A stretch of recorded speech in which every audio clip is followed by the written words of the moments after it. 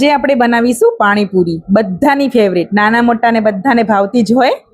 તો પાણીપુરી બનાવવા માટે આપણે એક સિક્રેટ મસાલો બનાવીશું. એના માટે મેં 2 થી 3 તીખા મરચાં લીધા છે, તમારે ટેસ્ટ પ્રમાણે લેવાના.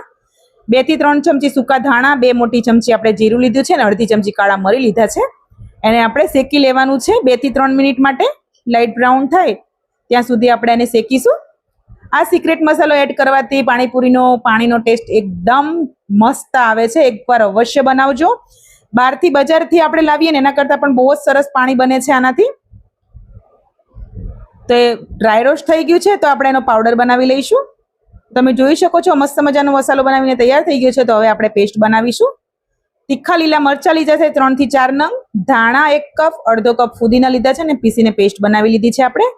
1 લીટર આપણે અહીંયા પાણી લેવાનું છે ને પેસ્ટને આપણે એડ કરી દઈશું.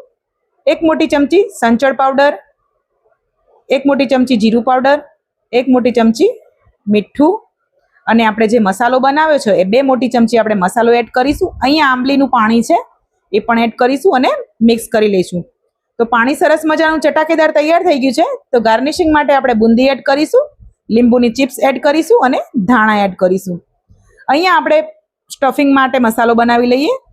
બોઇલ કરેલા બટેકા, ડુંગળી, ધાણા, ટેસ્ટ પ્રમાણે મીઠું, શેકેલું જીરું, કાલા નમક, સાદા નમક અને મસાલો બનાવીને રાખ્યો હતો એ પણ એડ કરી દઈશું. અહીંયા અડધોથી પોણો કપ જેવા મેં ચણા લીધા છે બોઇલ કરેલા, એ પણ એડ કરીને આપણે મસાલો બનાવી લઈશું. પકોડીમાં હવે આપણે મસાલો એડ કરી દઈશું. તો તમારે જે પ્રમાણે તીખાશ ખાતા હોય એ પ્રમાણે તીખાશ લેવાની છે અહીંયા. તો બધી જ પાણીપુરી ભરીને રેડી કરી લીધી છે. તો અહીંયા આપણે પાણી એડ કરી દઈશું.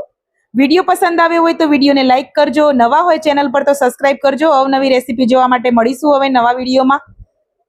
જય શ્રી કૃષ્ણ બધાને.